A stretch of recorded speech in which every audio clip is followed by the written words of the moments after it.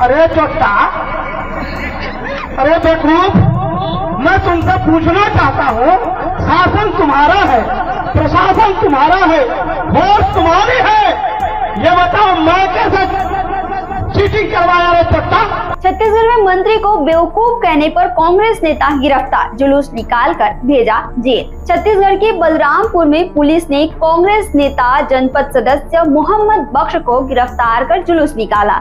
उन पर मंत्री राम विचार नेताम को अपशब्द कहने और चुनाव के दिन मतदान सामानों को लूटने की कोशिश का आरोप है। मोहम्मद बख्श ने 26 फरवरी को अपनी जीत के बाद विजय जुलूस में मंत्री नेताम पर तीखी टिप्पणी की थी। इसका वीडियो वायरल हुआ, जिसके बाद भाजपा नेताओं ने शिकायत दर्ज करवाई।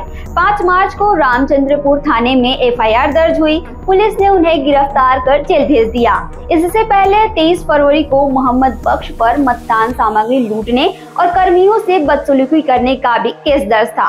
पुलिस ने उन्हें धारा 296 बीएनएस एक्ट के तहत पकड़ा, जिसमें 3 महीने की सजा या फिर 1000 रुपए की जुर्माना का प्रावधान है। छत्तीसगढ़ की ऐसी बड़ी खबरों के लिए वह छत्तीसगढ़ से जुड़े।